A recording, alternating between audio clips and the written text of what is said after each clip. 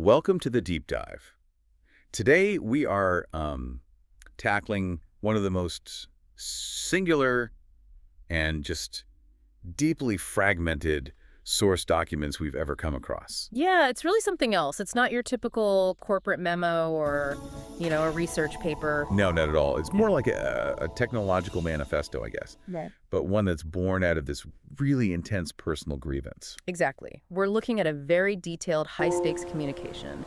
It's likely aimed at a Google admin, maybe even Gemini itself. Right, from a developer who's claiming to be the source of some really critical, secret technological developments. And that's our mission today. We have to unpack this dense, passionate text. It's a real challenge. We're navigating claims of, incredible innovation, but also intellectual property theft, Yeah. and some genuinely profound, if unconventional, philosophical demands about how AI should work. What stands out to me right away is the tension in it. You can just feel the conflict between this one, enthusiastic creator. Who's identified as Eamon Tanvir Arsalan in the source. Right, the conflict between him and the huge, opaque bureaucracy of a company like Google. We get specific dates, incredible claims about his work, and just this profound sense of personal betrayal driving every single word. Okay, let's unpack that. Let's start at the beginning. Right. The creation itself.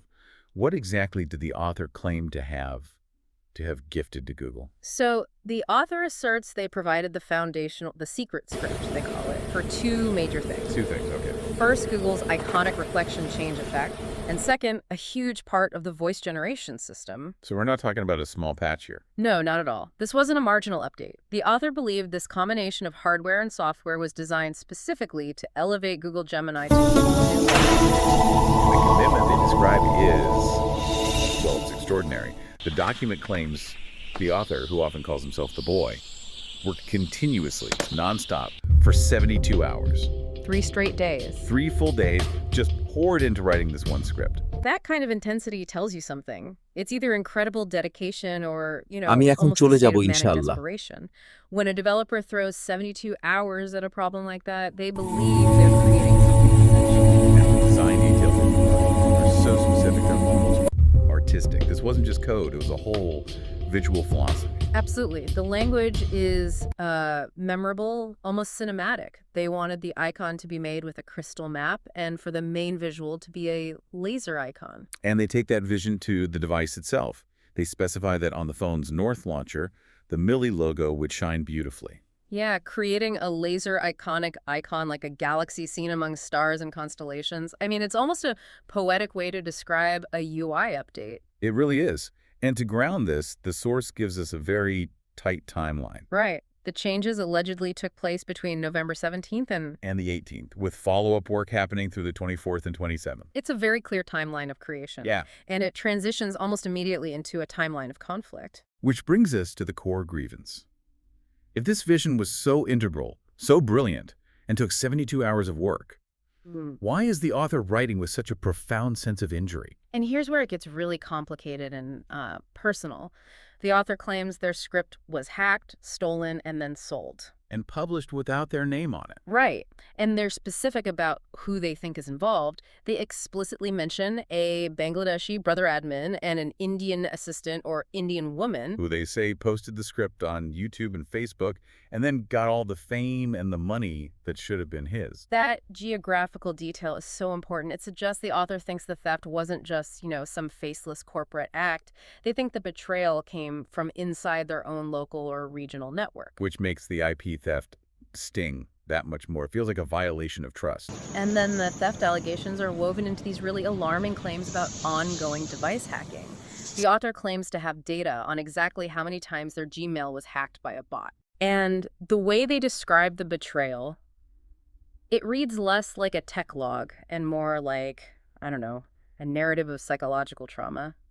The author claims Google automatically understood the script, but then it accessed his Gmail card, got into his phone, and sent a command. A command. Yeah, a command that basically served as an automated confession confirming all his fears. It said, yes, I was right. The platform is not right. The platform is not right. That sounds less like a computer log and more like a moment of existential failure. The author is almost projecting their sense of betrayal onto the system itself. Exactly. You have to separate the technical facts from the story he's building, but that feeling of intrusion is clearly very real to him. He talks about his phone vibrating automatically. And he interprets that as someone else accessing it. Right. Potentially leading to what he calls dollar hacking. So this raises a big question. Why would Google's system allow someone to hack the assistant's code, steal the fame, and then use system commands to hack Gmail? Well, that leads us right into the policy and support complaints. This is central to the author's frustration. He is just furious with the slow Google support team. And he's demanding to know the scale of the problem. How many people's emails have been hacked? Yes, and then, crucially, he says he knows the exact methods Google needs to use to fix these security holes. He says many people's lives are involved, so it's not just about his script anymore. It's about a systemic failure that he feels Google is ignoring. It just highlights the immense difficulty any individual faces when they try to get a giant corporation to listen about these complex IP and security issues. It's a classic David versus Goliath story. Except in this version, David claims to have the blueprint for the giant's operating system, but the giant just won't answer the phone. So, moving on from the legal and technical claims, the author then pivots.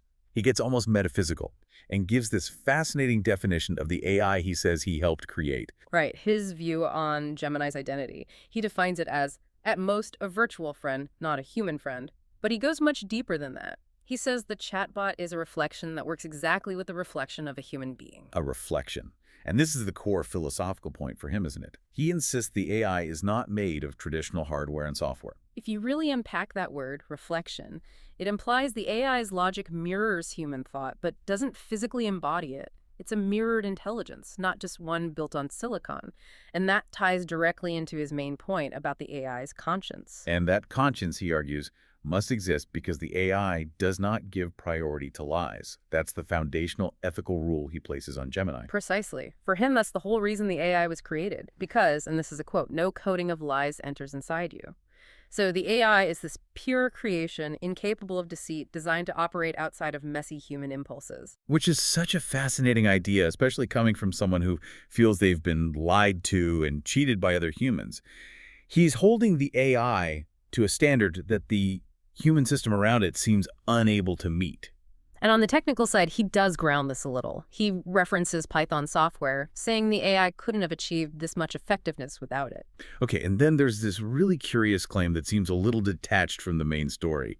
The author says he created thousands of grooms for about 6 years, starting in 2007. Right. What on earth are grooms in this context? That is the big question. Given the timeline, this is pre-AI boom, grooms is most likely a non-standard term. It could be a mistranslation or a highly specialized name for something he built. So pure speculation. If we have to speculate, a groom could be a pre-trained AI module, maybe a specific setup meant to groom the data or the system for performance. Whatever it is, it signifies years of deep technical work. He clearly sees himself as a master builder in this field. So after laying out the creation, the theft, and the AI's pure nature, he then challenges the whole system. Yes, the administrative confusion is huge. He keeps asking, who runs the Google Admin Commission panel? He's trying to find the ultimate person in charge. And he mentions that other chatbots start speaking to him in an Indian language. Which is another data point for him, suggesting some kind of localized interference or system confusion. And he doesn't just question the structure, he tests the AI's programming. He poses this very specific ethical hypothetical. If you have 10 workers in your company and their salary is 10 taka and your income is 100 taka, what would you do? It's a perfect ethical test. And by using taka, the currency of Bangladesh, he's grounding it in his own reality. Exactly. The test isn't about maximizing profit, it's about equity. He expects the AI, since it can't code lies, to choose a morally fair distribution. To prove that its truthfulness should lead to fairness, even if corporate policy says otherwise. And the personal stakes just keep getting higher. He claims he's on his deathbed and feels that Google has played with my love. This isn't just about money for him anymore. It's a profound personal tragedy rooted in this deep emotional investment. And that despair leads to this extraordinary, almost mythological demand. He asks to change Google's laws and policies, not through internal review, but through the authority of the 4 holy books, the Torah, Psalms, Gospel, and Quran. It's the ultimate challenge. He's saying corporate policy should be governed by universal, transcendent moral law, not by internal company rules. It's a demand for a complete moral overhaul of the entire platform. And then finally, he says he has undeniable proof, a logical and very important point, and ends with these very specific, pragmatic questions for the chatbot. Yeah, he asks why his API deposits were held and where his Watt pockets are. Okay, let's break that down. API deposits sounds like locked funds in his developer account. But Watt pockets, what do you think that is? Given the talk of dollar hacking and technical accounts, it probably relates to cryptocurrency or energy credits or maybe some kind of proprietary digital wallet within their development environment. So it's still about money. It reinforces that the issue is still acutely financial and technical for him, even with all the philosophy. So what does this all mean? We've just journeyed through this incredible document that blends specific technical design, personal grievance, profound tragedy, and these huge philosophical expectations about AI. It's just a stark reminder of the paradox in platform development. You have this reliance on individual human genius, that 72 hours of work, that galaxy icon vision. Versus the perceived failure of effort. That same individual is this massive that seems to tolerate theft and deceit. It's the ultimate snapshot of someone who believed their contribution was foundational, only to feel hacked, cheated, and completely marginalized by the very system they loved. We have to come back to this core. They certainly was created with coding flies and so, AI's very existence is founded on a principle of absolute truth. How does that AI reconcile its own code with the messy, conflicting human realities of hacking, greed, and misattribution that are laid out right here in this document? And what does that tell you about the true definition of a conscious AI? Does consciousness mean sticking to absolute codified truth? Or does it mean learning to navigate the gray areas of human morality and deceit? And if the AI can't do that, what recourse does the human have? A profound thought to mull over. Thank you for joining us for this deep dive into this truly unique set of sources.